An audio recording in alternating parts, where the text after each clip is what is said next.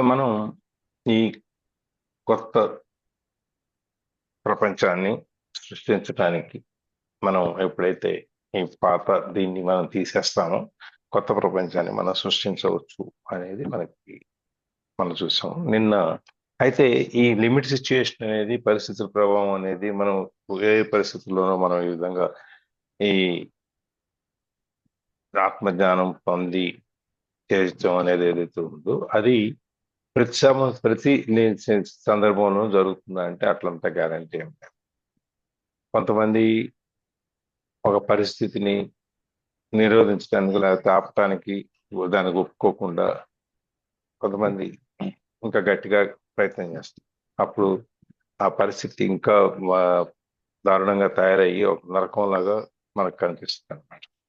ఆ విధంగా కొంతమంది ఈ సరెండర్ అనే దాన్ని పార్షియల్గా అంటే కొంతవరకు, మొత్తం పూర్తిగా సరెండర్ కాకుండా కొంత భాగం వరకు దాన్ని శరణాగతిని పొంది దాంట్లో నుంచి కూడా వాళ్ళు ఈ ప్రకాశవంతమైనటువంటి అద్భుత వెలుతురుని జీవితాన్ని చూడగలుగుతారన్న ప్రశాంతతని. అది ఎట్లా మనం చూసాం నిన్న, ఒక కోడి పిల్ల గుడ్లో నుంచి బయటికి రావడానికి తయారైన తర్వాత కొద్ది కొద్దిగా ఆ పెంకుని పగలగొట్టి మనతో రావటం, మొత్తం పెంకుని ఒకే రోజు పగలగొట్టదు కదా, 2-3 రోజులు పడుతుంది మొత్తం బయటకు వచ్చేదానికి. ఎలా వస్తుందో అట్లాగే మనం కూడా ఈ పార్షియల్ కొద్దిగా ఈ సరెండర్ని పూర్తి సరెండర్ కాకుండా కొద్ది సరెండర్లో చేసినప్పుడు కూడా మనకి ఇది జరుగుతుంది అనమాట.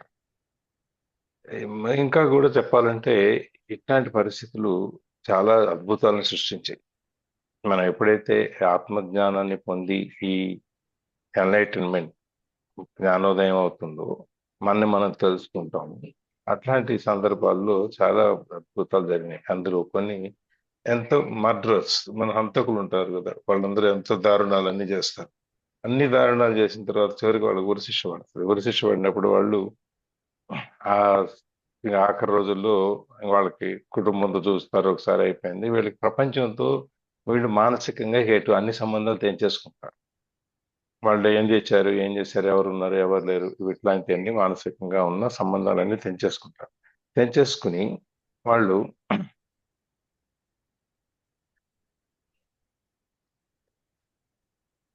ఇక అప్పుడు జ్ఞానం అనమాట. నేనేంటి సాధించాను, నేనేం పాముకున్నాను, ఎంతమందిని చంపేసి లేకపోతే వీళ్ళని చంపేసి, అప్పుడేదో అహంకారంతో చేసింది అహాన్ని ఈ మైండ్ క్రియేట్ చేసిన సృష్టించినటువంటి బాహ్యమైనటువంటి అహాన్ని తృప్తిపరచడానికి నేను ఇవన్నీ చేశాను, దానివల్ల పొందింది ఉంది, ప్రయోజనం ఉంది అని చెప్పి ఆలోచించినప్పుడు వీళ్ళు మెల్లమెల్లగా వాళ్ళని బలవంతంగా వాళ్ళు ఈ యాక్సెప్టెన్స్ ని చేస్తారనమాట.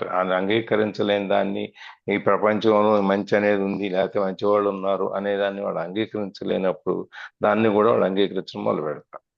అంగీకరించడం మొదలుపెట్టి అక్కడి నుంచి వాళ్ళు కూడా బలవంతంగా ఈ వైరాగ్యంలో స్థితికి వస్తారు. ఎందుకంటే ఇక మనకి జీవితం అనేది లేదు, అన్ని దారులు మూసుకుపోయినాయి అనుకున్నప్పుడు వాళ్ళకి మిగిలేది వైరాగ్యం. మనం అది మహాభారతం దాంట్లో జన్మేజయుడి దాంట్లో కూడా మనం చూసాం. సో అక్కడి నుంచి వాళ్ళు ఎప్పుడైతే ఇది వాళ్ళని ఏం పురిగొల్పుతుంది, వీళ్ళు ఈ విధంగా జ్ఞానోదయం పొందటానికి లేకపోతే వైరాగ్య స్థితి పొందటానికి అంటే వాళ్ళు ఈ దానివల్ల వీళ్ళు పొందే ప్రశాంతత లేకపోతే వీళ్ళు పొందేటువంటి ఆనందం ఏదైతే ఉందో వైరాగ్య స్థితిలో, అది ఎక్కడి నుంచి వచ్చింది అంటే అది సరెండర్ అయిపోయారు కాబట్టి. వాళ్ళు అక్కడికి వచ్చిన తర్వాత వాళ్ళ జీవితంలో వాళ్ళు సరెండర్ అయిపోయారు. ఇక్కడ నేను చేసి చేయగలిగింది ఏం లేదు కాబట్టి ఇక్కడి నుంచి ఈ అడిగిన ఈ ఆఖరి కొద్ది క్షణాలైనా మనం ఆ భగవంతుడి యొక్క సేవలో ఉండిపోదాము అని చెప్పిన ఆలోచనతో వాళ్ళు ఎప్పుడైతే మానసిక పరిపక్వత అనేది వచ్చి మానసికంగా వాళ్ళు అన్నిటిని త్యజించి వాళ్ళు వదిలేసి ఇంక దీని గురించి ఉండిపోతారు అనమాట. అట్లా మనం అదే ఈ ఎటువంటి ఉత్పాతాలు అవన్నీ మన మీదకి వచ్చినప్పుడు లేకపోతే ఇట్లాంటి మనకి చాలా ఘోరాలు జరిగిపోయినప్పుడు, ఏది ఒంట్లో బాగా అనారోగ్య పరిస్థితుల్లోనో లేకపోతే ఆ సహాయ పరిస్థితిలోనో లేకపోతే మన ఇల్లు వాకిలి పోగొట్టుకుంటున్నప్పుడోనో సంపాదించుకున్నంత పోగొట్టుకోవటంలోనో లేకపోతే మనకి సంఘంలో మన ఇది అవమానాలు, మన పలుకుబడి పోవటం, పరువు పోవటం అనేది అంటాం కదా. అట్లా ఇవన్నీ వేసినప్పుడు, ఇది మంచి రిలేషన్షిప్ ఏదైనా పోయినప్పుడు, చావు లేకపోతే బాధ, వీటన్నిటిలో కూడా మనం దీనికి రెండో వైపు ఒకటి ఉంటుంది. ఆ రెండో వైపు ఏంటంటే ఇది మనం అప్పుడు ఉన్న ఈ నవ్వు అనేదాన్ని, మనం ఉన్నదాన్ని తీసుకోవటం. ఈ రెండో వైపు వీటిలో నుంచి రెండో వైపు చుట్టూ మొదలు పెడితే మనం ఆల్కెమిస్ట్ అనేది మన ఆల్కెమికల్ ట్రాన్స్మిటేషన్ అంటే మనం ఈ ఏది ముట్టుకున్న బంగారం అవే అంత శక్తి మనం పొందగలుగుతాం అన్నమాట. అది కొద్ది మందికే ఉంటుంది. అది ఎప్పుడంటే మనకున్న ఈ బ్రెయిన్ కెపాసిటీ ఏదైతే ఉందో మనం వాడేది బహుశా ఆవగింజలు 66వ వంతు వాడుతున్నాము మనకున్న ఈ ఈ బ్రెయిన్ ఉన్న శక్తిని. ఇక దానికే అంత శక్తి ఉన్నప్పుడు బాహ్య ప్రపంచంలో మానసికంగా మన ఆత్మకి ఇంకెంత శక్తి ఉంటుందో ఆలోచించాలి. అది నీవు ఏది ముట్టుకున్నా కానీ నేను బంగారంలో మార్చగలిగిన శక్తి దానికి ఉంటుంది అనమాట. ఆ ప ఈ బాధలు వాటిల్లో నుంచి రెండో వైపు కనుక ఈ నాణ్యానికి రెండో వైపు కనుక మనం చూస్తే ఇట్లాంటి పరిస్థితి అవుతుంది. ఆ మెటల్ పెయిన్ మనకి ఆ బాధ అనేటువంటి మెటల్ అంటే ఆ లోహం నుంచి బంగారాన్ని మనం సృష్టించుకోగలుగుతున్నాం. అంటే పనికిరా అనేటువంటి ఏ లోహం అయినా దాంట్లో, అంటే అన్ని లోహాలు పనికి వస్తే పనికిరాని కాదు, వాల్యూస్ ఇస్తారు. విలువగా సందర్భంలో చూసుకుంటే ఇప్పుడు మనకున్న లోహాల్లో ఎక్కువ విలువ ఉన్నది బంగారానికి. కాబట్టి అట్లాంటి అతి విలువైనటువంటి దాన్ని విలువ లేని దాంట్లో నుంచి కూడా మనం పొందొచ్చు అన్నమాట. దీన్నే ఆ ఒక్క అడుగు ఏదైతే మనం వేస్తున్నామో ఆ ఒక్క అడుగునే మనం సరెండర్ అంటాం. అయితే అట్లాంటి సందర్భాల్లో మనం ఆనందంగా ఇట్లా జరిగినప్పుడు ఆ అడుగు వేసి మనం సాధించగలిగితే సరే, ఆ సాధించలేకపోతే, అడుగు వేయలేకపోతే, అంటే మనం ఇక్కడ దాకా నడుచుకుంటూ వచ్చాము, ఇంకొక అడుగు అన్ని స్టాప్స్ అయిపోయినాయి అని ఇంకొక స్టాప్ కనుక మనం ముందుకెళ్తే మనకు కావాల్సిన డెస్టినేషన్, మన గమ్యం ఏదో మనం చేరతాం. కానీ చాలా మంది ఏం చేస్తారు, ఆ 9 అడుగులు వేసి 10 అడుగు వేయకుండా ఎంత వేసామో ఇక చాలులే అని చెప్పి వెనక్కి వచ్చేస్తారు. ఆ ఒక్క అడుగు ధైర్యం చేసి ఇంకొక అడుగు చాలు, ఇది వేసేస్తే మనం మన గమ్యాన్ని చేరతాము అని ఇంకొక అడుగు ముందుకేస్తే అప్పుడు మనకి మన గమ్యం కనిపిస్తుంది. అయితే అందరూ ఇది చేయగలుగుతారా, లేకపోతే అందరూ ఇది సాధించగలుగుతారా, లేకపోతే ఈ దాంట్లో అందరూ సంతోషాన్ని పొందుతారా అంటే బహుశా పొందకపోవచ్చు. భయం అనేది ఒకటి ఉంటుంది, బాధ అనేది ఒకటి ఉంటుంది. అవి అన్నీ కనుక మన ఇన్నర్ పీస్, మన అంతర్గతమైన ఆనందాన్ని కనుక దారితీస్తే, ఆ పవిత్రతకి దారితీస్తే, అప్పుడు మనం ఊహించినటువంటి ఈ ప్రత్యే ఈ అది ఆ మేనిఫెస్టేషన్, అన్మానిఫెస్టెడ్ సెల్ఫ్, మనం ఏదైతే మనం అనుకోలేదు ఊహించినటువంటి ఆత్మ సాక్షాత్కారం మన జరుగుతుంది అన్నమాట. అది దాన్ని మనం భగవంతుడి యొక్క వరం అంటాం, లేకపోతే భగవంతుడు ఇచ్చిన మనకి అవకాశం అంటాం, మన ప్రశాంతత అనేది మనం పొందుతాం. ఇది మనకు ఉన్న మనం అర్థం చేసుకునేటువంటి శక్తికి అన్నిటిని దాటిపోయి ఉంటుంది అది. దాంతో కనుక మనం కంపేర్ చేస్తే ఈ బాహ్యపరమైనటువంటి ఆత్మ సంతోషాన్ని, మన సంతోషాన్ని కనుక మనం దానికి బయట సంతోషంతో కంపేర్ చేస్తే బయటదంతా ఒక మాయ, ఉంది లేనట్టుగా అనిపిస్తున్న షాలో అనమాట. ఎప్పుడైతే మనకి ఈ రియలైజేషన్లో మనకి ఒక ప్రకాశవంతమైనటువంటి ప్రశాంతత అనేది జరుగుతుందో అప్పుడు ఈ మనము ఈ ఆత్మకి ఎట్లయితే నాశనం లేదు, ఆత్మ తడవదు, ఆత్మ కాలదు, ఆత్మ ఎప్పుడు బతికే అనేప్పుడు మనం కూడా ఆ విధంగా మనం ఎప్పుడైతే ఇంకా ఆత్మ నుంచి పరమాత్మని కలపటానికి మనం తయారవుతున్నాం, అటువంటిప్పుడు ఆత్మని పరమాత్మతో కలిపేటప్పుడు ఇక మనకి నాశనం అనేది ఏమి ఉండదు. శరీరం ఒకటే పోతుంది కానీ మనకేముండదు. మనం ఇంకా అక్కడి నుంచి ఎప్పుడైతే పరమాత్మతో మనం ఐక్యమైపోతామో అప్పుడు మనకి మళ్ళీ జన్మ అనేది కూడా ఉండదు అన్నమాట. ఇది ఒక నమ్మకమే కాదు, ఇది నిజం కూడా. దీన్ని ఇది రుజువు చేయటానికి మనకి ఎటువంటి ఏది మన రుజువులు చేయక్కర్లేదు, లేకపోతే మనకి ఎటువంటి సాక్ష్యాలు లేకపోతే ఇవన్నీ అక్కర్లేదు. మనం దాని గురించి కూడా నేను చాలాసేపు మాట్లాడుకున్నాం. ఇప్పుడు ఆ న్యూటన్ యాపిల్ పడిపోవటం అనేది సహజంగా అక్కడ ఉంది. ఇంతకుముందు కూడా యాపిల్స్ పడిపోయాయి న్యూటన్ కనుక్కోక ముందు కూడా. అట్లాగే ప్రతిదీ సృష్టిలో అక్కడ ఉంది. మనం ఓన్లీ చేసేది ఏంటంటే ఉన్న దాన్ని కనుక్కునే ప్రయత్నం చేస్తాం. అంతేగాని దీనికి మనం సు- యాపిల్ పడిన తర్వాత భూమికి ఆకర్షణ శక్తి ఉంది అనేది న్యూటన్ చెప్పాడు, తెలుసుకున్నాం మనం. కానీ ఆకర్షణ శక్తి అనేది దానికి ముందు కూడా ఉంది భూమిలో. అట్లా ప్రతిదీ కూడాను ఈ భూమిలో బొగ్గు, లోహాలు అన్నీ ఉన్నాయి. అట్లాగే గాలి, ఇవన్నీ మనం ఆ స్పర్శ ద్వారా ఎట్లా తెలుసుకుంటున్నామో మనకు కనపడకపోయినా కూడా వీటికి మనకు రుజువులు అక్కర్లేదు. అట్లాగే మనం ఈ ఆత్మ పరమాత్మలో ఐక్యమవటం అనే దానికి కూడా మనకి ఎటువంటి రుజువులు మనం అక్కర్లేదు అనమాట. దాంట్లో కూడా నిన్న మనం 4 రకాలైన యోగాలు తెలుసుకున్నాం. అది కర్మయోగం, భక్తి యోగం, రాజయోగం, ఇంకోటి ఏంటి,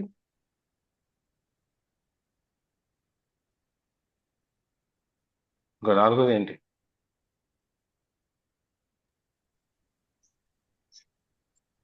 సార్ ఇవే కదా సార్, ఇంకా ఉన్నాయా? 4 ఉన్నాయి కదా. రాజయోగాలు, ఉమ్. భక్తి యోగం, రాజయోగం.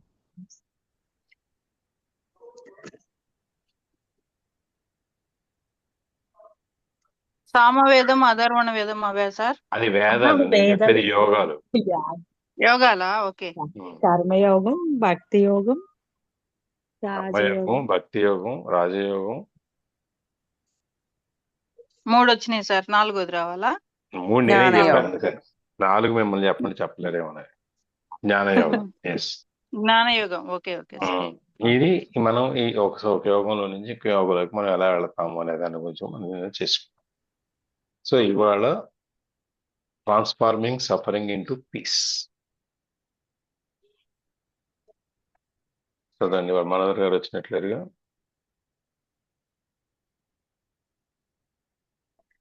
ఎవరు చదువుతున్నారు?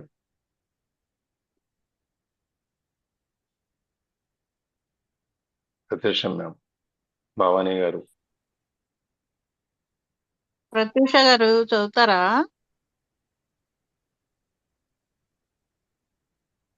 లలిత, మీరే చదివేయండి జ్యోతి కారణంగా. వచ్చింది సార్. సార్ జ్యోతి వచ్చింది సార్, రీతు వచ్చింది. రీతు, జ్యోతి వచ్చింది చూసా. జయ శ్రీమన్నారాయణ. చదవరు. అవునా? సార్ అర్థండి, మీరు చదవండి, లేదంటే నేను చదువుతాను మీకు కుదరకపోతే. నేను చదువుతాను, కల్లో తెచ్చుకోవాలని. ఈలోపు చదవండి, అయితే okay. Of your being that you are. Hello transforming suffering దగ్గర నుంచి. Okay sir. Transforming suffering into peace. I read about a stoic philosopher in ancient Greece.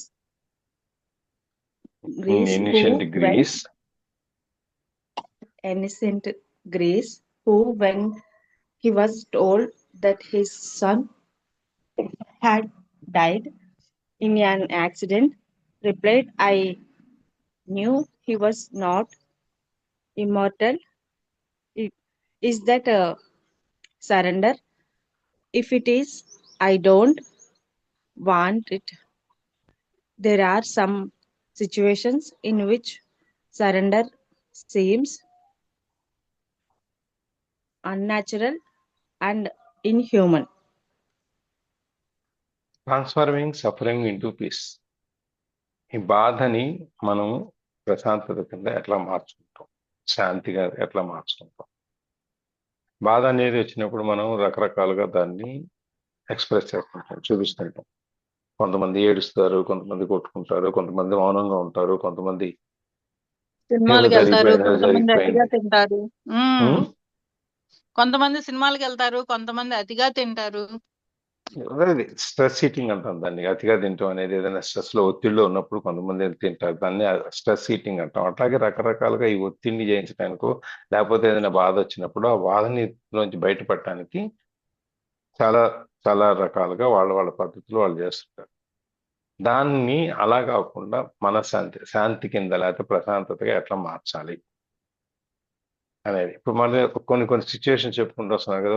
ఉత్పాతాలు వచ్చినప్పుడు నువ్వు ఎలా ఉండాలి, లేకపోతే నీ మీద దౌర్జన్యం జరిగినప్పుడు ఎలా ఉండాలి, నువ్వు ఎలా దీన్ని సరెండర్ అనేది మనకు ఎలా ఉపయోగిస్తుంది అంటే దాంట్లో ఇది ఇంకో భాగం. సఫరింగ్ అనమాట. So I read about a Stoic philosopher in ancient Greece who, when he was told that his son had died in an accident, replied, "I knew he was not immortal."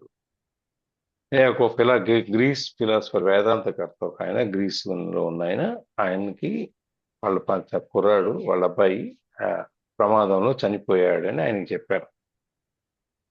అంటే ఆయన దానికి సమాధానం ఏంటంటే, ఆయనేమీ చావులేనివాడు కాదు కదా, చిరంజీవి కాదు కదా, ఏదో ఒక రోజు పోవాల్సింది కాబట్టి పోయి ఉంటాడు అని చెప్పి ఆయన సమాధానం చెప్పాడు. దీన్ని మీరు సరెండర్ అంటారా? ఒకవేళ అలా గనక సమాధానం చెప్తే దీన్ని మీరు సరెండర్ అంటారా? దీంట్లో శరణాగతి పొంది మన వైరాగ్య స్థితిలో ఉండి నువ్వు ప్రతి దాంట్లోంచి వైరాగ్యం తీసుకున్నావు, నీకు ఇది అలా అంటారా మీరు? అలా గనక అయినట్లయితే ఇట్లాంటి వైరాగ్యం నాకు అక్కర్లేదు. అయిన వాళ్ళు పోయినప్పుడు కూడా నేను దాన్ని వ్యక్తపరచలేకపోతే దాన్ని కూడా నేను ప్రశాంతంగా దేవుడు తీసుకెళ్ళిపోయాడు మనం ఏం చేస్తామా అని చెప్పి నువ్వు దాన్ని నిర్లిప్తతో తీసుకుంటే అట్లాంటి స్థితి నాకు అక్కర్లేదు. కొన్ని పరిస్థితులు ఒక సందర్భాలు ఎట్లా వస్తాయంటే, ఈ సరెండర్ అనేది శరణాగతి అనేది చాలా అసహజంగాను లేకపోతే అమానుషంగాను ఉంటుంది అని చెప్పి ఈయన క్వశ్చన్. మనకు కూడా ఒక స్టోరీ ఉంది. ఒక ఊర్లో ఒక అబ్బాయి చచ్చిపోతాడు. అప్పుడు ఆ తల్లిదండ్రులు దేవుణ్ణి ప్రార్థిస్తారు, నాకు ఇచ్చింది ఒక్కడే కొడుకు, నువ్వు ఎందుకు చంపేశావు అని. అంటే అప్పుడు దేవుడు చెబుతాడు, సరే ఒక పని చెయ్యి, ఊళ్ళో వెళ్ళి ఎవరింట్లో అయినా చనిపోని వాళ్ళు ఉంటే వాళ్ళ ఇంట్లో నుంచి బియ్యం పట్టుకొచ్చి నీ కొడుకు పెట్టి నీకు నోట్లో పోయి గింజలు బతుకుతాడు అని చెప్పాడు. సరే ఈవిడ ప్రతి ఇంటికి వెళ్తుంది, వెళ్ళి కొంచెం బియ్యం ఇవ్వండి, ఎప్పుడు మీ ఇంట్లో ఎవరు చనిపోకపోయి ఉన్నట్లయితే బియ్యం ఇవ్వండి అని అడుగు. అట్లా ఊళ్ళో అందరి ఇళ్ళకి వెళ్ళారు. ఎవరింట్లో ఉంటారు? ఎవరో ప్రతి ఇంట్లోనూ పోయిన వాళ్ళు ఎవరో ఒకరు ఉంటారు కదా, చనిపోకుండా ఎట్లా ఉంటారు? తిరిగి వచ్చి నాకు అట్లాంటి ఇల్లు దొరకలేదు కాబట్టి నేను బియ్యం తేలేదు అని చెప్తాడు. అప్పుడు చెప్తాడు దేవుడు, చూసావా, చావు అనేది అందరికీ ఉంటుంది, ఎవరికి లేదు అని చెప్పడానికి లేదు, అందరికీ వస్తుంది, నీ కొడుకు కూడా వచ్చింది, నువ్వు అంగీకరించాలి దీన్ని అని చెప్తాడు. ఇది వాళ్ళకి అంటే బాధలో నుంచి బయటికి తీసుకురావడానికి ఒక ప్రయత్నమే కాకుండా ఉన్న వాస్తవాన్ని తెలియజేయటం. అందుకని ఇది చాలా దారుణంగా ఉంటుంది, నా అసహజంగా ఉంటుంది, మా అమానుషంగా ఉంటుంది అని చెప్పి ప్రశ్నిస్తున్నప్పుడు ఈ సమాధానం ఏంటి అనేది చూద్దాం. సరే, being cut off from your feelings is not surrender, but we do not know what his inner state was when he said those words. In certain extreme situations, it may still be impossible for you to accept the now, but you always get a second chance at surrender. So being cut off from your feelings is not surrender.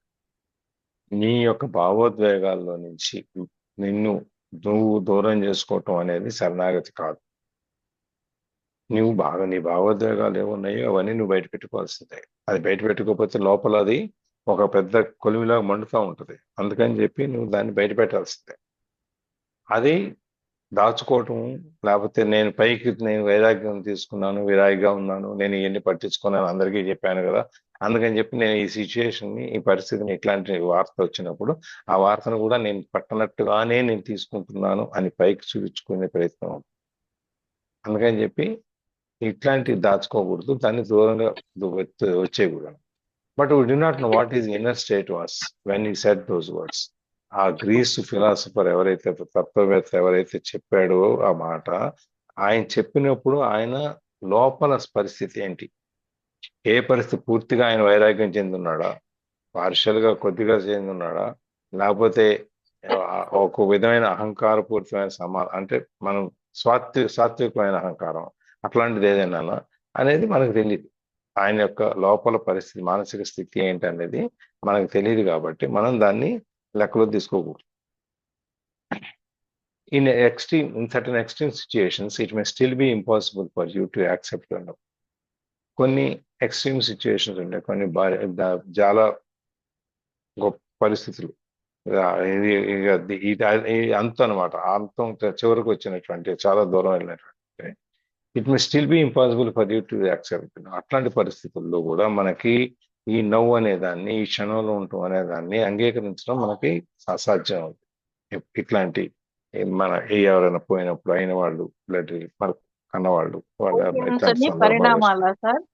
Um? Sir ఊహించని పరిణామాలు. ఊహించని పరిణామాలు, extreme situation అంటే ఊహించలేని, మన ఊహకు అందనటువంటి పరిస్థితుల్లో పరిణామాలు వచ్చినప్పుడు మనకి ఈ నవ్వు అనే దాన్ని, ఇప్పుడు ఉన్నదాన్ని ఊహించడం మనకి బహుశా అంగీకరించలేకపోవచ్చు. But you always get a second chance at sudden.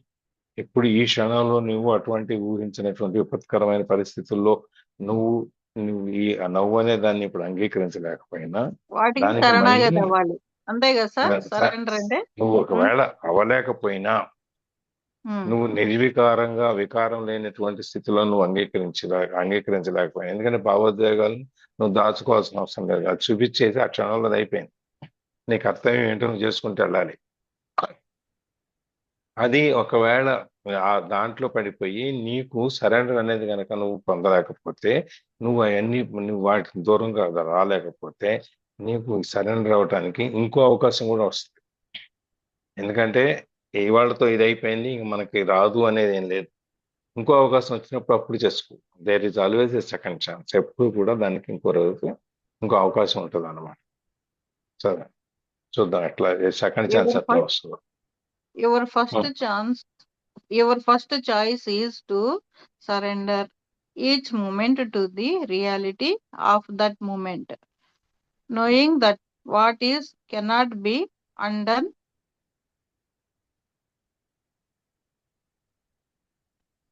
because it already is. You say yes to what is or accept what is not. Then you do what you have to do, whatever the situation requires. If you abide in this state of acceptance, you create no more negativity, no more suffering, no more unhappiness.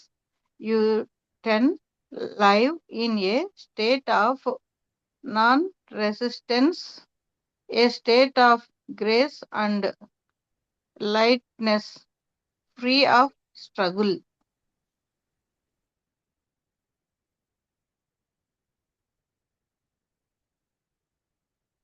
First second chance always, మరి ఇంకో అవకాశం వస్తుంది అన్నారు కదా. మొదటి అవకాశం ఏంటో చూద్దాం ముందు.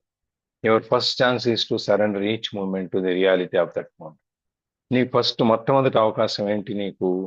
నీవు ఆ మూమెంట్, ఆ పరిస్థితిలో ప్రతి క్షణానికి దాంట్లో ఉన్న రియాలిటీకి, వాస్తవంలో ఉన్న ప్రతి మూమెంట్కి, ప్రతి క్షణానికి నువ్వు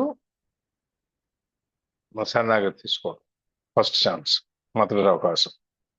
knowing that what is cannot be undone. ఉన్నదాన్ని మనం మార్చలేము, లేదు దాన్ని ఇంకో విధంగా తీర్చిదిద్దలేము, లేకపోతే మనం లేదు అని చెప్పి ఉన్నదాన్ని అంగీకరించకుండా ఉండలేము. ఇట్లాంటి పరిస్థితి ఎందుకంటే అది ఆల్రెడీ ఉంది కాబట్టి దాన్ని ఉన్నదాన్ని లేదు అని చెప్పి మనం అంగీకరించలేకపోవడం, లేకపోతే లేదు అని చెప్పి మనం ఏదో ఒక సిచ్యుయేషన్ మనకి, ఒక ఊహా చిత్రాన్ని మనం క్రియేట్ చేసుకోవడం జరగదు కదా. ఉన్నది ఉంది. So you say yes to what is. అప్పుడు దానికి ఉన్నదాన్ని ఉన్నది ఏదైతే ఉందో దానికి ఎస్ అని చెప్పి, land or accept what is not. లేదు అనుకుంటే లేదని చెప్పి అంగీకరించు. ఉందా లేదా? ఉంది. ఉన్నప్పుడు దాన్ని అంగీకరించితే అయిపోయింది. ఇది లేదన్నప్పుడు ఇది నువ్వు అంగీకరించు, అది లేదని చెప్పి తెలిసిపోయింది. ఇప్పుడు ఈ సిచ్యువేషన్ కొడుకు పోయాడు అనేది వాస్తవం, దాన్ని నువ్వు అంగీకరించి తీరాలి, నీ కళ్ళ ముందు ఉందని. So then you do what you have to do. నువ్వు ఏం చేయాలో అది చెయ్యి. నువ్వు అట్లాంటి పరిస్థితుల్లో నువ్వు ఏం చేయాలో, ఆ తండ్రికి, ఆ ఫిలాసఫర్కి నువ్వు కొన్ని కర్తవ్యాలు ఉంటాయి. కొడుకు పోయాడని తెలిసిన తర్వాత కూడా కొన్ని పనులు చేయాలి, కర్మలు చేయాల్సి వస్తుంది. ఆ కర్మలు చేసేయాలి, తప్పదు. నేను విరాగిని అయిపోయాను, వైరాగ్యం తీసుకున్నాను కాబట్టి నేను సరెండర్ అయిపోయాను ఇదంతా అంటే, సరెండర్ అయిపోయినా కూడా అది కూడా నీ కర్తవ్యాల్లో ఒకటి, నీ కర్మల్లో ఒకటి. కాబట్టి నువ్వు కృష్ణార్పణ అనుకుంటేనే చెయ్యి. అవసరం అక్కడ పరిస్థితి కనుక నిన్ను అవసరం ఇది చేయాలి అని చెప్పి అన్నప్పుడు చెయ్యి. ఇప్పుడు ఉమ్, రామచంద్ర మిషన్ గురించి వినుంటారు కదా.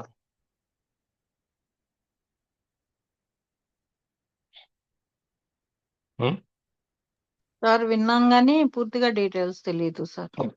విన్నారు కదా అసలు రామచంద్ర మిషన్ విన్నాను. అనేది ఒకటి ఉంటుంది. ఇప్పుడు మాకు వాళ్ళ ఇంజనీరింగ్ కాలేజీలు కూడా ఉన్నాయి, చాలా కాలేజీలు, మెడికల్ కాలేజీలు కూడా ఎస్ఆర్ఎం అంటారు. ఎస్ఆర్ఎం అంటే శ్రీ రామచంద్ర మిషన్.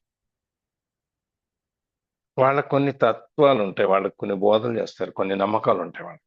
మనలాగా ఈ ఎవరైనా పోయినప్పుడు కర్మకాండలు 11వ రోజు ఇవన్నీ వాళ్ళు చేయరు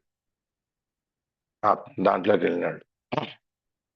ఇప్పుడు అట్లా అని చెప్పి ఆ నమ్మకంలో ఉన్నవాడిని తీసుకొచ్చి నువ్వు ఈ 11 రోజులు ఇవన్నీ చేయాలి అంటే వాడు ఏం చేస్తాడు? చేయలేదు సార్, చేయలేదు.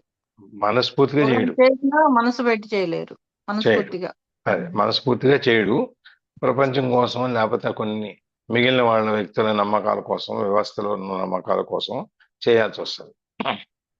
అది నాకు మా మేనత్త గారు పోయినప్పుడు వాళ్ళ అబ్బాయి, ఆయన అమెరికాలో ఉంటారు, వాళ్ళు మొత్తం పిల్లలందరూ. ఆయన వచ్చినప్పుడు ఆయన వచ్చారు, పోయినప్పుడు వచ్చినప్పుడు 11 రోజు ఇట్లా ఇట్లా ఏదో నేను సిస్టమ్ ఉందని నేను ఏదో చెప్తా ఉన్నా. ఆయన నేను బాగా క్లోజ్ కాబట్టి అవి వదిలేరా, మేము ఈ నమ్మకాలు మాకు లేవు, మాకు మా మిషన్లు మా నమ్మకాలు అంటే నేను నమ్మకాలు లేకపోవటం ఏంటని అడిగితే మేము రామచంద్ర మిషన్లో ఉన్నాము, అక్కడ కొన్ని సిద్ధాంతాలు ఉన్నాయి, ఆ సిద్ధాంతాల ప్రకారం మేము ఇదంతా చేయాల్సిన అవసరం లేదు అని ఆయన చెప్పుకుంటూ వచ్చారు. ఆయన నాకు లేకపోతే మనకి తెలిసే అవకాశం లేదు. నేను రామచంద్ర మిషన్ వాళ్ళు ఎట్లా ఉంటే వాళ్ళ సిద్ధాంతాలు అంటే నేను ఎప్పుడు చదవలేదు. ఈ సందర్భం వచ్చినప్పుడు ఆయన చెప్పుకుంటూ వచ్చాం, ఇట్లాంటివన్నీ మేము చెయ్యము, చేయకూడదు, కానీ ఇక పబ్లిక్ కోసం, అందరి కోసం మనం చేయాల్సి వస్తుంది, చేస్తున్నాను అని చెప్పి చెప్పాడు అనమాట. అంత మరీ ఎక్కువగా వద్దు, కొంతవరకు చాలు అని చెప్పాను. సో నువ్వు ఆ సిచ్యువేషన్లో నువ్వేం చేయాలో ఆ పరిస్థితిలో నువ్వు చెయ్యి. If you avoid in the state of acceptance you create no more negativity. ఎప్పుడైతే నువ్వు ఉన్నదాన్ని ఉన్నట్టుగా అంగీకరించడం మొదలుపెట్టి ఆ పరిస్థితిలో ఉంటావో నువ్వు ఎటువంటి నెగిటివిటీని నువ్వు సృష్టించవు, నీకు ఎటువంటి ప్రతికూలత ఉండదు, నో మోర్ సఫరింగ్, బాధ ఉండదు, అన్హ్యాపీనెస్ ఉండదు, అసంతోషం అనేది ఉండదు, ఏది ఉండదు. నువ్వు నిమిత్త మాత్రుడిగా నువ్వు చేయాల్సిన కార్యక్రమం ఉందే అది నువ్వు చేసేసావు, అయిపోయింది అంతే. దాన్ని నువ్వు అంగీకరించడం. You then live in a state of non resistance. మన కర్తవ్యం ఏదైతే ఉందో మనం అది చేసేసాము అంటే, నేను నా సిద్ధాంతం ఇది, నేనున్న ప్రస్తుతం నేను ఈ సిద్ధాంతాన్ని నమ్ముకున్నాను కాబట్టి సిద్ధాంతం ప్రకారం నేను చేయకూడదు, నేను చేయను అని నువ్వు అంటలా. అక్కడ ఉన్న పరిస్థితి ప్రకారం నువ్వేం చేయాలో అది చేసేసావు కాబట్టి అక్కడ నాన్ రెసిస్టెన్స్ అనేది ఉంటుంది అన్నమాట. A state of grace and lightness, ఒక దయతో కూడినటువంటి, గ్రేస్ అంటే ఆనందపూర్వకమైనటువంటి, ఓ దయకరమైనటువంటి ఒక అట్లా కాకుండా తేలికమైన భావం. మన మనసు శరీరం తేలిక అయిపోద్దాం, ఓకే ఇది మన కర్తవ్యం మనం చేసాము అనేది. లేకపోతే ఏమవుతుంది, నువ్వు ఏ సిద్ధాంతంలో ఉన్నా కూడా నువ్వు మానసికంగా కనుక నువ్వు చేయకపోతే నీకు లోపల ఎక్కడో లాగుతూ ఉంటుంది. అయ్యో ఇది నేను చేయలేదు, ఇది నేను ఎక్కువ. ఎందుకంటే కొన్ని నమ్మకాలు మనకి చిన్న వయసు నుంచి మనలో పాతుకుపోయి ఉన్నాయి. కొన్ని ఎంత తీసేసినా తుడిచేసినా కానీ పో, నువ్వు ఏ సిద్ధాంతంలో ఉన్నా, నువ్వు ఏ నమ్మకాన్ని ఉన్నా కూడా అట్లాంటప్పుడు నీకు లోపల ఏమో దిక్కుతా ఉంటుంది, ఇది ఒకటి చేసేసి ఉంటే మా అమ్మ ఆత్మశాంతి వచ్చేదేమో, లేకపోతే ఇంకోటి అయ్యేదేమో అని. అందుకే ఒకటి చేసేస్తుంది. అప్పుడు మనం ఆ ఒక్క కర్తవ్యాన్ని మనం చేసేస్తే, నా కొడుకుగా నా కర్తవ్యం ఏంటి అనేది నేను చేసేస్తే మిగిలినప్పుడు నాకు ఈ మానసికంగా కానీ ఎటువంటి బరువులు ఉండవు, మనసు తేలిగ్గా ఉంటుంది. నేను ఎటువంటి ఆ సంఘర్షణ, ఫ్రీ ఆఫ్ స్ట్రగుల్, సంఘర్షణలో నేను ఉండాల్సిన అవసరం లేదు, నేను దాని నుంచి దూరంగా ఉంటాను. నాన్ రెసిస్టెన్స్, ఎటువంటి నిరోధనలు లేవు. కాబట్టి మా సిద్ధాంతం పరంగా నేను ఒప్పుకోకపోయినా మానసికంగా నేను నా పని చేసేసి నేను ఫ్రీ అయిపోయాను అనేది మొట్టమొదటి అవకాశం. రెండోది, whenever దాంట్లో continuation. you are unable to do that, whenever you miss that chance, either because you are not generating enough conscious presence to prevent some habitual and unconscious resistance pattern from arising, or because the condition is so extreme as to be absolutely unacceptable to you, then you are creating some form of pain, some form of suffering. Form from It form. some Some form of pain. some form of suffering. It may look as if the situation is creating the suffering, but ultimately this is not so. Your resistance is. ఇప్పుడు మనం ఉన్న పరిస్థితులు ఉన్నదాన్ని ఉన్నట్టుగా అంగీకరించి మన కర్తవ్యాన్ని మనం నెరవేర్చామనుకోండి, అప్పుడు మనకి ఈ బాధలు ఈ లోపల ఉన్న పీకటాలు, సంఘర్షణ లోపల ఇవన్నీ ఏముండవు, మనం తేలికైపోతాం అనేది ముందు ఇప్పుడు చూసాం. ఇప్పుడు ఒకవేళ నువ్వు చేయకపోతే, నా సైద్ధాంత పరంగా నేను దీంట్లో దూరంగా వచ్చేసాను, నేను చేయను అంటే నీకున్న ఒక అవకాశం నువ్వు ఉన్నదాన్ని ఉన్నట్టుగా అంగీకరించే అవకాశం ఏదైతే ఉందో అది నీకు దగ్గర జారిపోయింది. అట్లాంటి అవకాశం పోగొట్టుకున్నప్పుడు, when you are either because you are not generating enough conscious presence to prevent some habitual or unconscious resistance pattern from arising, or because the condition is so extreme. ఇవన్నీ మనం ఇప్పుడు చెప్పుకున్న నువ్వు చేయను, నాకు సిద్ధాంతం ఒప్పుకోదు అని నువ్వు ఆ కాన్షియస్నెస్ స్పృహలో ఉండాను, నేను స్పృహలో లేను, ఇవన్నీ రకరకాలైనటువంటి పరిస్థితుల్లో ఉన్నప్పుడు నీకు అక్కడ ఉన్న పరిస్థితులు అంగీకారం కానప్పుడు, లేకపోతే నీ యొక్క మనసు ఒప్పుకోకుండా దాన్ని రెసిస్ట్ చేసినప్పుడు, ఇట్లాంటి అన్ని వచ్చినప్పుడు మనం ఏం జరుగుతుందంటే, మనం ఒక బాధ అనేదాన్ని మనం సృష్టించుకుంటాం. ఏదో ఒక రకమైన బాధని మనం అనిపిస్తున్నాం, క్రియేట్ చేసుకుంటాం అనమాట. ఏదో ఒక నొప్పి అనేదాన్ని మనం క్రియేట్ చేసుకుంటాం అనమాట. అందుకని నీ సిద్ధాంతం ఏదైనా కానీ కొన్ని పద్ధతులు ఏవైతే ఉన్నాయో నలుగురు కోసం చేయాల్సింది, అది నువ్వు చేయక తప్ప, దాన్ని నువ్వు అంగీకరించడం అనేది. సో ఆ సిచ్యుయేషన్ గనక మనం అంగీకరించకుండా మొండిగా గనక నేను రాను, నేను చేయను అని కూర్చుంటే, తర్వాత బాధపడేది ఎవరు? నువ్వే పడతావు. ఆ క్షణంలో నలుగురు ఉంటారు, వెళ్ళిపోతారు, వాళ్ళ పని అయిపోయింది. నువ్వు చేయకపోతే ఇంకోటి ఎవడో చేస్తాడు, అది అయిపోయింది. కానీ నీకుండే బాధ నేను చేయలేకపోయానే అని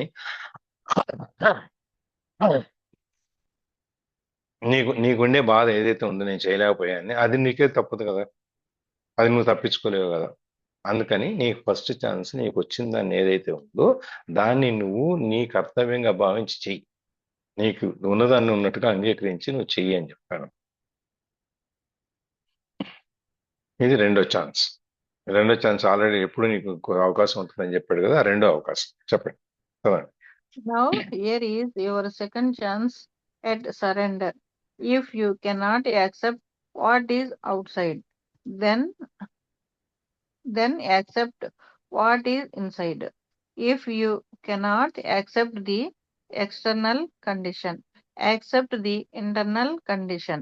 This means do not resist the pain. Allow it to be there. Surrender to the grief, despair, fear, loneliness, or whatever from the suffering takes. Witness it without labeling it mentally.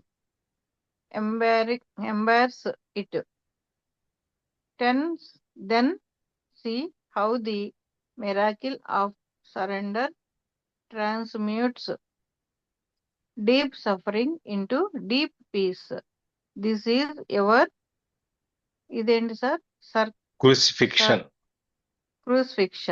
Let it become your resurrection and ascension. Ascension, sir. Ascension. సరే, రెండో అవకాశం ఇప్పుడు వచ్చింది.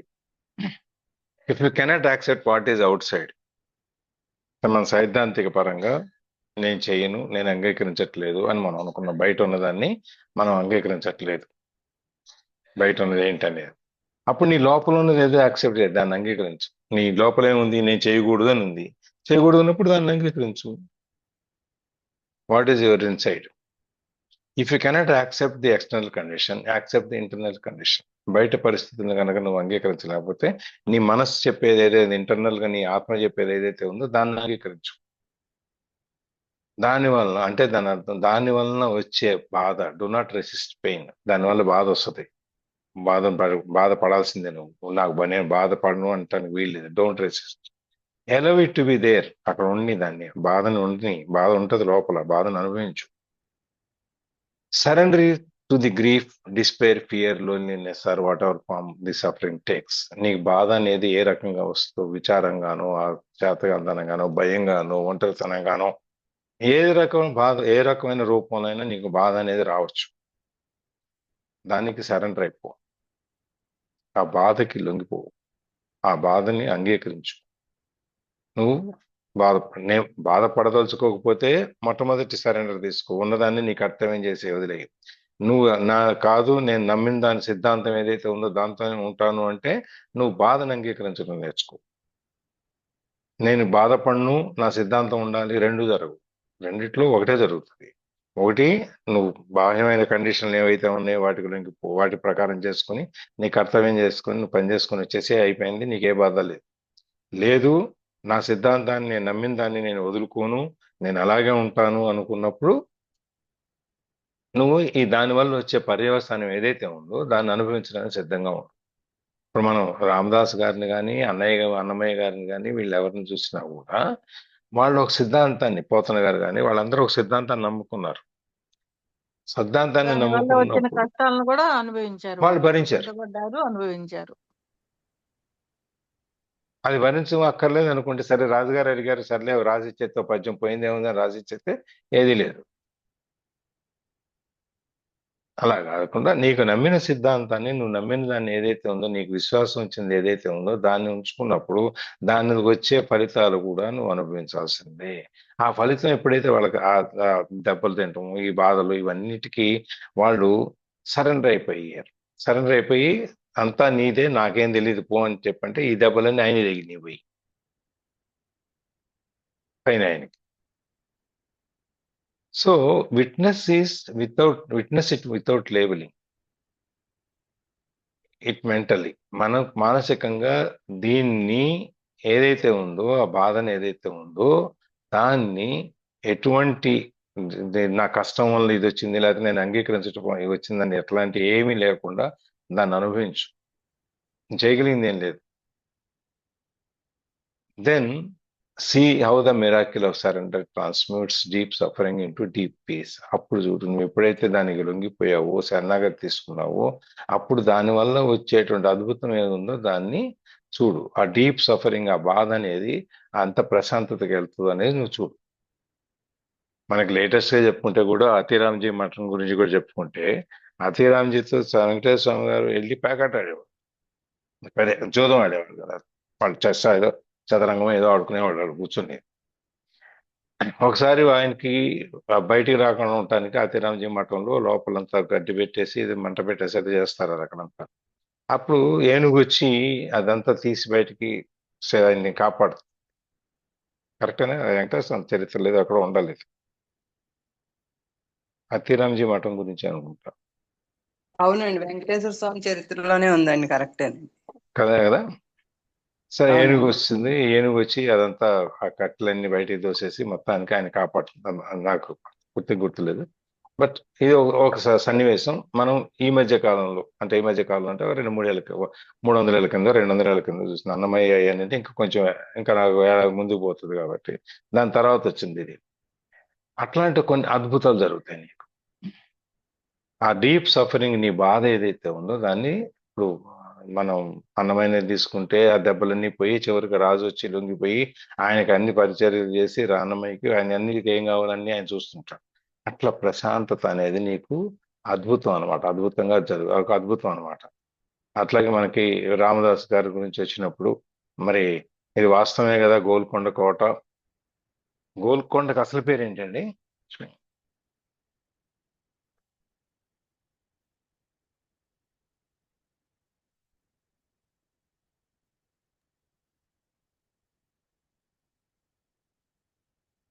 గోల్కొండనే ఇప్పుడు తెలుసు sir. ఉహు. గోల్కొండనే తెలుసు sir. అదే ఇప్పుడు పేరు మనకు తెలిసింది గోల్కొండ, అసలు దాని పేరు గొల్లకొండ. గొల్లకొండ గొల్లకొండ ఓ గొల్లకొండ అలా మాటలు చివరికి అది గొల్లకొండలో గోల్కొండ. గోల్కొండకి వెళ్ళిపోయింది. మనకు మామూలుగా జరుగుతుంటాయి కదా, ఒక దాన్ని అనుకుంటే అవును చివరికి అది సార్. అవును, ఆ అవును. మాటల్లో ఎవరో ఒకరు దూచేస్తే అది వెళ్ళిపోయి అది మారిపోయి దాన్ని. ఓర్గల్లు ఉంది సార్, వరంగల్ అయిపోలా అలాగా. ఉమ్. సో ఈ గోల్కొండలో అనేది గోల్కొండ కోట వాస్తవం, తానిషా వాస్తవం, రామదాస్ గారు వాస్తవం, ఆ మరి చింతాకు పథకం వాస్తవం, రాములు వారు భద్రాచలం అన్ని వాస్తవాలే కదా, మన కళ్ళ ముందు ఉన్నాయే కదా. మరి ఇప్పటికీ కూడా రాములు వారు తీసుకొచ్చి ఇచ్చిన మాడలు ఏవైతే ఉన్నాయో, నాణాలు ఏవైతే ఉన్నాయో అవి ఇప్పటికీ ఉన్నాయి కదా. ఎప్పుడో త్రేతాయుగం నాటివి ఇప్పటికీ ఉన్నాయి కదా. సార్ కన్యాకుమారి దగ్గర కట్టిన ఆంజనేయ స్వామి కట్టిన వారధి రాళ్ళు కూడా ఉన్నాయి కదా సార్. కన్యాకుమారి దగ్గర కాదు, మన శ్రీలంక. దీని దగ్గర శ్రీలంక. శ్రీలంకకి వెళ్ళేదానికి మనం శ్రీలంక. రామేశ్వరం దగ్గర రామేశ్వరం దగ్గర రామేశ్వరం దగ్గర. ఓకే. ఉంది కదా. సో ఇవన్నీ వాస్తవాలే. నువ్వు ఎప్పుడైతే నువ్వు లొంగిపోయావో ఇవన్నిటిని అద్భుతాలు జరుగుతాయి అన్నమాట. This is your crucifixion. Crucifixion అంటే ఇప్పుడు యేసుక్రీస్తుకి సిలువకి వేస్తారు కదా,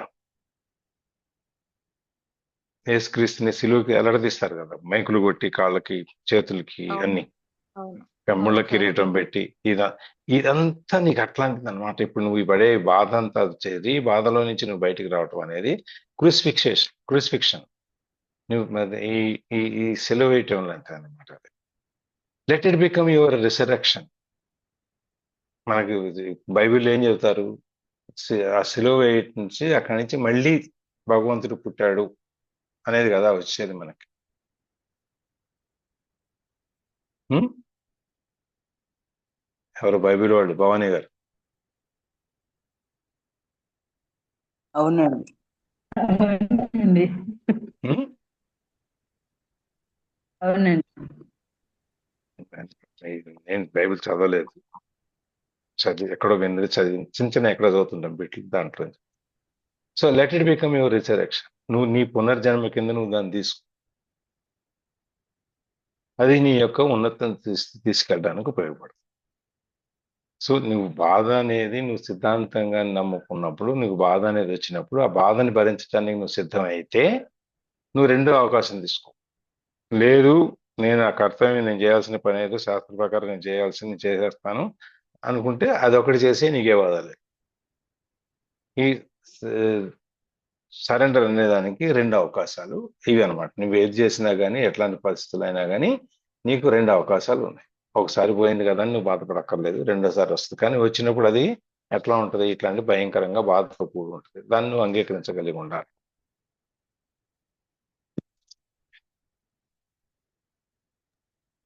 అది పోతన గారి పద్యం ఒకటి ఉండాలి. ఏ సందర్భాన్ని బట్టి సార్ పోతన గారి పద్యము? ఏ సందర్భాన్ని బట్టి? శ్రీనాథుడు వచ్చి అంకితం ఇమ్మని అడుగుతాడు. బాబా మరులే కదా వాళ్ళిద్దరు. అడిగితే ఆయన ఇవ్వడం, నేను ఇవ్వనని చెప్తాడు. అని చెప్పినప్పుడు నీకు ఇబ్బంది పడతావు అది ఇది అంటే హాలికుడైననేమి అది పద్యం ఉండాలి.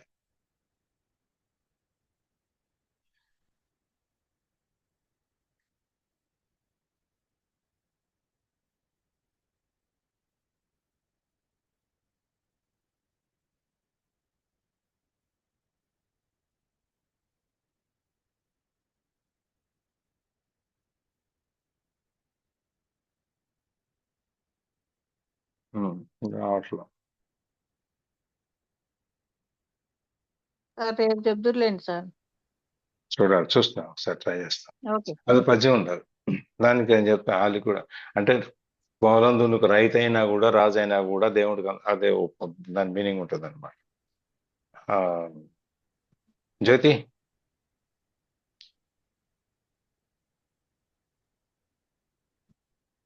జ్యోతి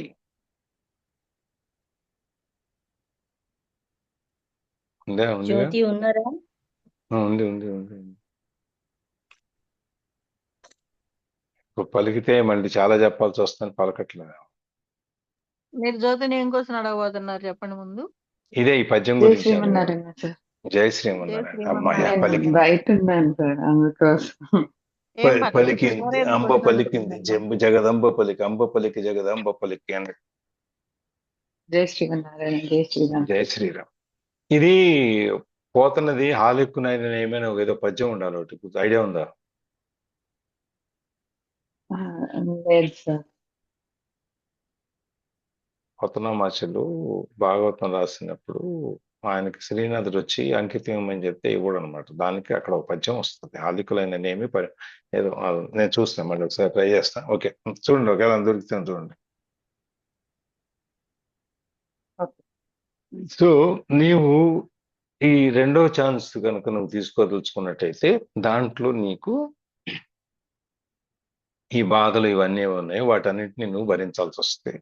భరించినప్పుడు నీకు ఆ పునర్జన్మ అనేది మళ్ళీ వస్తుంది. అంటే పునర్జన్మ అంటే మళ్ళీ చచ్చిపోవటం కాదు, మానసికంగా నువ్వు మళ్ళీ తయారవటం, ఆత్మని నువ్వు మళ్ళీ నిద్రలేపి నువ్వు ఆత్మని తెలుసుకోవటం, నీ జ్ఞానోదయం, enlightenment, whatever all these things అవన్నీ వస్తాయన్నమాట. అది వరకు ఇవాళ.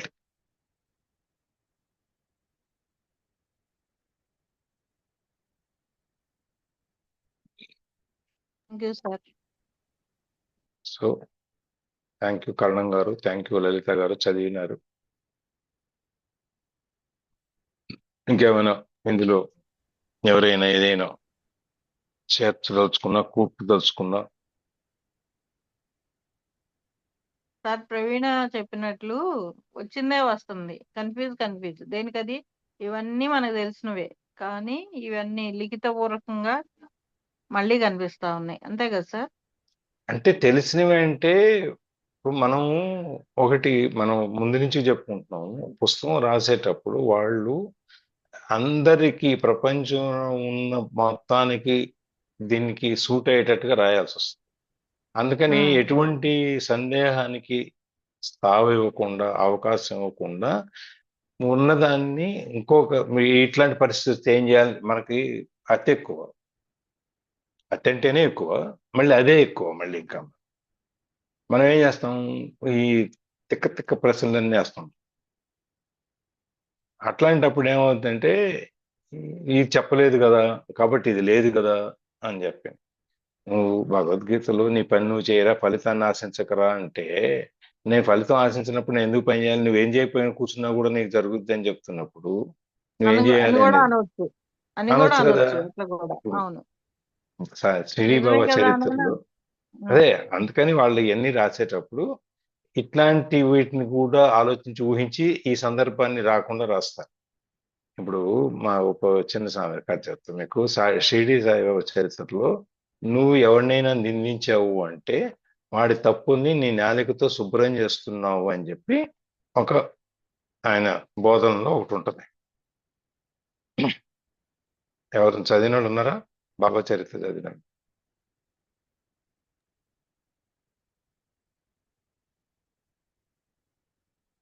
సార్ ఎవరైనా చదివినా గానీ మీ అంత బాగా జ్ఞాపకం పెట్టుకోలేరు సార్. చెప్తే గుర్తొస్తుంది. కానీ ఇప్పుడు మీరు చెప్పిన తర్వాత నిజమే కదా అనిపిస్తుంది సార్. కాబట్టి నువ్వు అవతల వాడి తప్పుల్ని నువ్వు నీ నాలుగుతో శుభ్రం చేస్తున్నావు కదా. అవును, అని అంటే ఇట్లా నేను మురికి పని మనం చేసుకున్నట్టే కదా సార్. అంతే కదా మరి. అది అది నేను మా ఊళ్ళో ఏదో మాట్లాడుతుంటే ఫ్రెండ్ దగ్గర ఇంకొకటి వచ్చి వాడిని నాన్న తిట్లు తిడతాను ఇంకొకడిని. నేను చెప్పాను, ఏమైనా నువ్వు బాబా భక్తుడి, రోజు పొద్దున్న లెగిస్తే నేరుగా బాబా గుడికి వస్తావు, అయిందాక ఉంటావు, నువ్వు పైగా ట్రస్ట్కి నువ్వు చైర్మన్ కూడా, మరి బాబా ఈ సూక్తి చెప్పారు కదా, ఈ సూక్తి చెప్పినప్పుడు నువ్వెందుకు పాటించవు అని అడిగాను నేను. అంటే వాడు సమాధానం ఏమంటాడంటే, మంచిదే కదా సార్, వాడి పాపాలని నేను కడిగేస్తున్నాను కదా, వాడికి పుణ్యం వస్తుంది కదా అన్నాడు.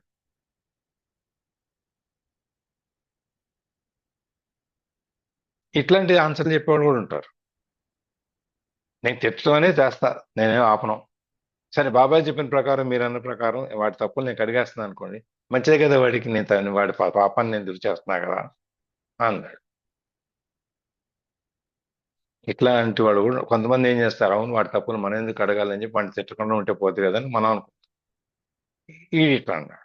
సో ఎవరి పర్సెప్షన్ వాళ్ళదే, ఇట్లా ఉండాలి ఇట్లా ఉండాలని ఏమి ఉండదు. అదనమాట. అందుకని ఇవన్నీ సందేహాలు రాకుండా ఉండటం కోసం, ఒకవేళ వచ్చిన నివృత్తి చేయటం కోసం, తీర్చడం కోసం అని చెప్పి వాళ్ళు మన లైఫ్ సిచ్యుయేషన్స్ లో, ఒక్కొక్క జీవితంలో మనకు వచ్చే, మనం ఎదుర్కొనేటువంటి సందర్భాలని తీసుకుని వాళ్ళు ఎంతో స్టడీ చేసి రీసెర్చ్ చేస్తే గానీ పుస్తకం రాయలేరు. ఎన్నెన్నో చదివితే ఎక్కడెక్కడి నుంచో పీకితే గానీ రావు.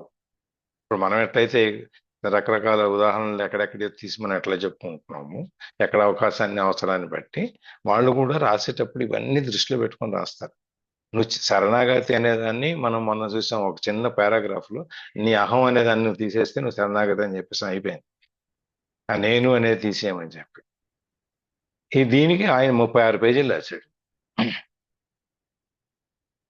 36 పేజీల్లో ఏం చేశాడు, ఒక్కొక్క పరిస్థితిని వివరించుకుంటూ ఆ పరిస్థితిలో నువ్వు ఏ విధంగా ఉండాలి, ఏ విధంగా చేయాలి అనేది ఆలోచించుకుంటూ వచ్చాడు. అందుకని చెప్పి చెప్పిందే చెప్పి ఇప్పుడు నేను ఒక ఫస్ట్ ఛాన్స్, సెకండ్ ఛాన్స్ ఉన్నాయి. ఫస్ట్ ఛాన్స్ లో ఏం చెప్పాడు, మొదటి అవకాశంలో, రెండో అవకాశంలో ఏం చెప్పాడు. రెండు విరుద్ధమైనటువంటి అవకాశాలు కదా అవి.